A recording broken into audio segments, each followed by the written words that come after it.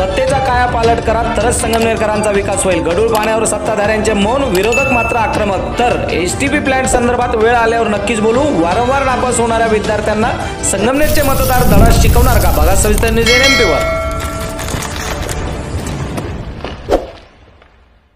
नमस्कार प्रेक्षक, न्यूज NMP-मध्ये आपले सर्वांचे पुन्हा एकदा स्वागत। तर मंडळी, आज आपण बातमी बनणार आहोत ती संगमनेर शहरातून, आणि बातमी आहे ती संगमनेर शहरात गढूळ पाण्याचा पाणी पुरवठा सुरू असल्यामुळे नागरिकांमध्ये मोठी नाराजी निर्माण झाली आहे, ज्यामुळे सत्ताधाऱ्यांच्या विरोधात अर्थातच भारतीय जनता पार्टीचे काही पदाधिकारी आक्रमक झालेले आहेत।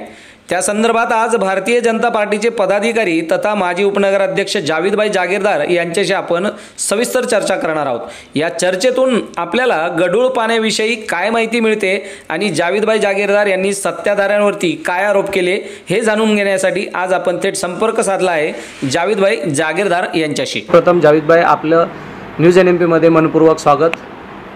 प्रथमतः मी संगमनेर शहरातल्या सर्व नागरिकांना, शून्य नागरिकांना माझा नमस्कार। मित्रांनो, आज आपण एक फार महत्त्वाच्या विषयावर बोलणार आहेत, कारण आज संगमनेर शहरामध्ये तुम्ही बघितलं असेल, माती मिश्रित गढूळ पाणी लोकांना नळाद्वारे येत आहे। हे पाण्याचं कलर आहे, तुम्ही बघा। आणि आज सर्वसामान्य लोकांच्या घरामध्ये कोणत्याही प्रकारचा RO किंवा फिल्टर नाही आहे, त्यामुळे त्या लोक आज आजारी पडून संगमनेर शहरातले दवाखाने फुल झालेले आहेत।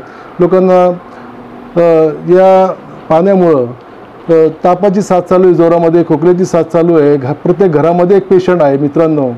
तर आपण या विषयावर आज सविस्तर चर्चा करणार आहे, आणि महत्त्वाची चर्चा आहे मित्रांनो, कारण या तालुक्यामध्ये सातत्याने एक हाती सत्ता असलेले माजी मंत्री बाळासाहेब थोरात आणि तांबे फॅमिली, कारण तांबे फॅमिलीच्या हातामध्ये नगरपालिकेची सत्ता असते कायमस्वरूपी, यांनी वाटून घेतलेलं आहे प्रत्येकाने कोणते कुठं घ्यायचे म्हणून। मित्रांनो, तुम्ही बघितलं असेल, जेव्हा नगराध्यक्ष डॉक्टर सुधीर तांबे होते त्यावेळेस त्यांनी जलशुद्धीकरण केंद्रासाठी या शहरामध्ये इतका प्रचंड गाजावाजा केला होता की या शहराचा विकास फक्त आम्हीच करू शकतो। पण तुम्ही बघितलं असेल का 13 MLD म्हणजे 13 दशलक्ष घनमीटर पाण्याची क्षमता असलेला हा जलशुद्धीकरण केंद्र याच्यासाठी म्हटलं जातं का खराब पाणी येणार आहे त्याला शुद्ध केलं जातं त्या फिल्टर प्लॅन्टमध्ये।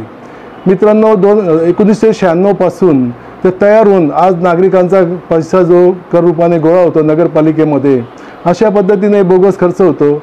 अजूनसुद्धा त्या फिल्टर प्लॅन्टमधून शहराला शुद्ध पाणी संगमनेर शहराला देता आलेलं नाही। त्यावेळेस खर्च झाला 2.5 कोटी रुपये खर्च केला त्या योजनेमध्ये। त्याच्यानंतर दुसरी योजना राबवली यांनी, संगमनेर ते निळवंडे पाणी पुरवठा योजना। त्या योजनेचा बी तुम्ही बघितलं असेल, या संगमनेर शहरामध्ये प्रचंड गाजावाजा केला मीडियामार्फत। प्रत्येक गल्लीबोळीमध्ये पॉम्पलेट वाटले असतील का आज आम्ही संगमनेर शहराला निळवंडेद्वारे संगमनेर शहराला पाणी पुरवठा करण्याची योजना राबवत आहे। त्या योजनेमध्ये एस्टिमेटमध्ये मित्रांनो, हे माझ्याकडं त्या योजनेचे सर्व कागदपत्र फायली आहे माझ्याकडं। मित्रांनो, कोणाला पाहिजे असेल तर मी माहितीच्या अधिकाऱ्यात माहिती घेऊन या सर्व कागद मी फायली उपलब्ध केलेल्या आहेत। आणि कोणाला पाहिजे असेल, कारण मी जे बोलतो सत्य बोलतो, आणि सत्य हे खोटं नसतं मित्रांनो। यामध्ये 61 कोटीची योजना यांनी ती राबवली संगमनेर ते पाणी पुरवठा। त्यामध्ये त्यांनी 22 MLDचा एक जलशुद्धीकरण केंद्र प्रस्तावित केलेलं होतं त्या एस्टिमेटमध्ये। पण त्या एस्टिमेटमध्ये आता तुम्ही सांगा, एखादी योजना राबवताना किंवा आपण एखाद्या घराचा एस्टिमेट काढताना त्या योजनेमध्ये जे जे समाविष्ट केले ते सर्व काम आपण करून घेतो। तर त्यांनी त्यावेळेस सुद्धा म्हणजे ती योजना राबवली होती यांनी 2004 ते 2009च्या दरम्यान। त्यावेळेस सुद्धा या संगमनेर शहराला त्यांनी फक्त भूल थापा देऊन कामी शुद्ध पाणी संगमनेर शहराला देणार आहे, फक्त पाणी आणलं याचंच गाजावाजा जास्त केलं, पण शहराला शुद्ध पाणी अजून देता आलं नाही त्यांनी। त्यावेळेस 22 MLDचा जलशुद्धीकरण केंद्र प्रस्तावित केलेला असताना सुद्धा शहराला शुद्ध पाणी मिळालं नाही।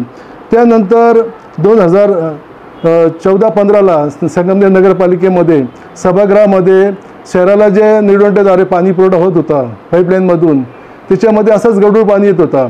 मग नगरसेवकांनी या विषयावर चर्चा करून की शहराचं आरोग्य धोक्यात आलेलं आहे आणि आपल्याला शुद्ध पाणी द्यावं लागेल म्हणून परत जीवन प्राधिकरण यांच्याकडून एस्टिमेट बनवलं 1 कोटी रुपयाचं, जे डॉक्टर तांबेंच्या काळामध्ये बनवलेलं होतं जलशुद्धीकरण केंद्र बंद पडलेलं होतं त्याला परत दुरुस्ती केली, त्याचं टेंडर काढलं आणि टेंडर त्यावेळेस नगराध्यक्ष दुर्गाताई तांबे होते, त्यावेळेस त्यांच्या बगलबच्च्यांना तो टेंडर दिला आणि जिथं कर्मचारी होते नगरपालिकेचे त्यांच्याकडून तुम्ही माहिती घ्या, तो काम 15 ते 20 लाख रुपयामध्ये झालं, बाकीचे सर्व ठाय. आता 1 कोटी रुपये जलशुद्धीकरण केंद्रावर खर्च झालेले असताना या शहराला पाणी कसं मिळायला पाहिजे, शुद्ध मिळायला पाहिजे का नाही? फिल्टर प्लॅन्टचा अर्थ काय होतो? फक्त पाणी आणायचं, टाकायचं आणि टाक्या भरायचे, एवढा अर्थ होतो का त्याचा? पाणी शुद्ध करण्यासाठी बनवलेली यंत्रणा असते ती. चौथा विषय मित्रांनो, त्यांनी परत दुर्गाताई तांबे नगराध्यक्ष असताना 21-22ला 25 कोटीची योजना आणली, नवीन पाणी पुरवठा योजना आणली. त्यांनी 22 MLDचा परत जलशुद्धीकरण केंद्र निळवंडे डॅम इथे प्रस्तावित केला. आता तुम्ही बघितलं असेल त्यांच्या प्रत्येक इलेक्शनमध्ये किंवा त्यांच्या बातम्यामध्ये पाहिलं असेल तुम्ही, किंवा त्यांच्या बगलबच्च्यामार्फत बातम्या आल्या असतील का आम्ही लवकरच जलशुद्धीकरण केंद्र कार्यान्वित करून लोकांना चांगलं पाणी देऊ. पण मित्रांनो, हे फक्त भूलथापा आहे. मला विनंती आहे सर्व नागरिकांना, आम्ही पुढच्या काळामध्ये आमचे नेते माननीय नामदार राधाकृष्ण विखे पाटील साहेब महसूल मंत्री आणि सुजयदादा विखे पाटील यांच्या नेतृत्वाखाली या संगमनेर शहराचा निश्चितच कायापलट करू. कारण तुम्ही बघितलं असेल प्रत्येक योजनेमध्ये, समजा डॉक्टर तांबे असताना, त्याच्यानंतर निळवंडेची पाईपलाईन आलेली असताना, त्याच्यानंतर दुरुस्तीच्या नावाखाली परत दुर्गाताई नगराध्यक्ष असताना तेव्हासुद्धा 22 MLDचं जलशुद्धीकरण केंद्र त्यांनी प्रस्तावित केला, पण अजून कार्यान्वित झालेलं नाही. मित्रांनो, एकदा मुलगा शाळेमध्ये किती वेळेस फाईट देईल? म्हणजे यांचे हे अपयश नाही का? फक्त तुम्ही एवढे बोलतात आम्ही पुढच्या वेळेस पाणी देऊ, शुद्ध पाणी, हे नका बोलू. तुम्ही का दिलं नाही हे सांगा, का देता नाही आला सांगा. तुमचे अपयश आहे, तुम्ही फेल झालेले विद्यार्थी शाळेमधले, तर फक्त ते नापास हे झाकण्यासाठी तुमचे जे बगलबच्च्या मार्फत गावात बातम्या पेरायचे का आम्ही लवकरच पाणी शुद्ध देऊ. अरे 30-30 वर्ष नगरपालिका तुमच्या ताब्यात असताना तुमच्याकडे क्वालिटी नाही का?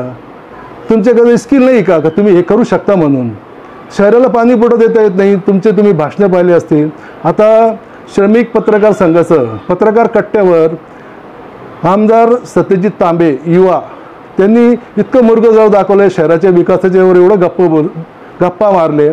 त्यांनी हे विषय का नाही मांडलं काय संगमनेर शहराला हे आमचं अपयश आहे, आम्ही अजून संगमनेर शहराला पाणी पुरवठा शुद्ध देता नाही आला आम्हाला, कारण आमचे हॉस्पिटल चालवायचे होते आम्हाला. मित्रांनो, एवढं असताना सुद्धा मी नागरिकांना, आज आमचे नेते तुम्हाला माहीत आहे का, सुजयदादा विखे पाटील असतील किंवा राधाकृष्ण विखे पाटील असतील, मी त्यांच्यावर आज काम करतोय, मी बघतोय त्यांची काम करण्याची पद्धत, त्यांची हातोटी इतकी फास्ट आहे. मित्रांनो, जसं मोदीजींनी गॅरंटी दिली होती का आम्ही पुढच्या वेळेस, ही मोदीची गॅरंटी तुम्हाला सांगतो, ही भारतीय जनता पार्टीची गॅरंटी आहे तुम्हाला, का तुम्ही पुढच्या काळामध्ये या शहरामध्ये परिवर्तन करा. या शहराचं आम्ही निश्चितच तुम्हाला नक्षा बदलून दाखवू. इथं शुद्ध पाणी असेल किंवा संगमनेर शहराच्या हॉस्पिटलचे विषय असतील, निरनिराळे स्टेडियमचा विषय असेल, आम्ही सर्व विषयावर लोकांना समाधानकारक, तुम्हाला एवढे दिवस संधी दिली ना, एकदा आम्हाला संधी देऊन पहा मित्रांनो, तुम्हाला समजेल का प्रत्येकामध्ये क्वालिटी असते, फक्त त्याला संधी मिळत नाही. तुम्हाला वाटतं हे संधी देऊ शकतं, आता यांचे अपयश आहे ना. 4-4 टेंडर काढले जलशुद्धीकरण केंद्राचे, जलशुद्धीकरणचे टेंडरच्या नावाखाली यांनी मोठमोठे टेंडर दिले ठेकेदारांना. ठेकेदार बी यांचेच कातोरे बितरे यांना टेंडर दिले आणि आजपर्यंत यांना ते कार्यान्वित करता नाही आला. फक्त सांगायचं आम्ही पुढच्या वेळेस काम चालू आहे, कुठं काम चालू नाही, काय नाही, हे कुठेही शुद्ध पाणी देणार नाही. यांना हे विचारा, तुम्ही इतके वर्ष नगरपालिका ताब्यात असताना का देता नाही आला तुम्हाला? ज्यावेळेस सर यालाच लागून एक प्रश्न असा एक निर्माण होतोय आणि गावात सध्या त्या प्रश्नाची चर्चा आहे. तुम्ही आता जो उल्लेख केला की श्रमिकचा जो कार्यक्रम झाला ज्यामध्ये सत्यजित तांबे हे स्वतः उपस्थित होते आणि त्यांनी त्या ठिकाणी जलशुद्धी केंद्रासंदर्भात एक विषय मांडला. तो विषय होता STP प्लॅन्टचा. त्यावर आपण काय बोलणार? त्याच्यावर तर मी म्हणजे माझ्याकडे त्याच्यामध्ये सर्व माहितीच्या अधिकारात माहिती आहे आणि माझं तर हे मत आहे का जेवढे प्रश्न हे बोलता येत ना, मला बी बोलव ना, मी बी बोलतो त्याच्यामध्ये काय बोलायचं ते. मग तुम्हाला सांगतो का यांनी किती लोकांना भूलथापा देतात. आज आपण फक्त या जलशुद्धीकरण केंद्रावर आज विषय होता माझा ज्यावेळेस STP प्लॅन्टचा विषय असेल त्यावेळेस आपण विस्तृत चर्चा करणार आहे याच्यावर, आणि आपण सांगू आमदारांना की बघा का लोकांना किती मूर्खात काढतात तुम्ही. तुमचे जे बोलण्याची पद्धत किंवा तुमचे ते तुम्ही असं दाखवतात का तुम्ही फार उच्च कुटीचे कामं करणारे आहेत. मित्रांनो काय नाही, आता हे माझ्याकडं सर्व कागदपत्र हे फायली माझ्याकडं जेवढे जलशुद्धी केंद्रासाठी या लोकांनी टेंडर काढले किंवा त्या टेंडरमध्ये समाविष्ट केलं असेल जलशुद्धीकरण केंद्र, त्याची सर्व फायली 1 बघा 2 3 हे दुर्गात आम्ही नगराध्यक्ष असताना 21-22ला 25 कोटीचा टेंडर काढला. त्याच्यामध्ये 22 MLDचा जो प्रस्तावित केला होता जलशुद्धीकरण त्याची फायली आहे माझ्याकडं. आणि हे जे निळवंडे डॅम आहे, हे निळवंडे डॅम जी पाईपलाईन आलेली आहे हे त्याचे कागदपत्र माझ्याकडे. मित्रांनो तुम्ही अंतःकरणाने मी आपल्याला सांगतो की तुम्ही प्रत्येकामध्ये संधी असते, प्रत्येकामध्ये काम करण्याची हातोटी असते, तुम्ही फक्त संधी देऊन पहा. हा प्रश्न अत्यंत ज्वलंत विषय आहे आणि या विषयावर आपण चांगली चर्चा नक्कीच चांगलीच झालेली आहे असं म्हणावं लागेल. या संदर्भात तुम्ही ज्या जनतेसाठी हा प्रश्न मांडलेला आहे त्या जनतेला काय आवाहन करणार? मित्रांनो मी तुम्हाला म्हणजे माझे फार मनापासून तुम्हाला सांगतोय का तुम्ही एकदा संधी देऊन पहा, परिवर्तन करा. कारण नामदार राधाकृष्ण विखे पाटील महसूल मंत्री आणि सुजयदादा विखे पाटील आणि आपल्या शहराचे भारतीय जनता पार्टीचे शहराध्यक्ष श्रीरामजी गणपुले ही आमची जी टीम आहे काम करण्याची, त्यामध्ये तुम्हाला सांगतो प्रामाणिकता आहे. आणि तुम्हाला निश्चित दिसेल का ही आमची गॅरंटी आहे का तुम्हाला जे प्रश्न आम्ही किंवा जे विषय असतील ते आम्ही निश्चित सोडू आणि समाधानकारक शहराला याच्यातून रिलीफ देऊ तुम्हाला. मित्रांनो म्हणून या शहराला परिवर्तन करा. येणाऱ्या निवडणुकीच्या काळामध्ये किंवा नगरपालिकेच्या निवडणुकीच्या काळामध्ये तुम्ही एकदा संधी देऊन पहा. त्याने फार वेळेस संधी दिली. एखादा मुलगा वारंवार नापास होत असेल तर त्याला संधी द्यायची का परत, कारण त्याची अपयश येतो, फक्त मुर्गजळ दाखवतो लोकांना. म्हणून मी आपल्याला विनंती करतो का आपण यावेळेस परिवर्तन करा, बदल करा, भारतीय जनता पार्टीला एकदा संधी द्या. आम्ही निश्चितच या शहराला न्याय देऊ. आणि एवढे बोलून माझे 2 शब्द संपले.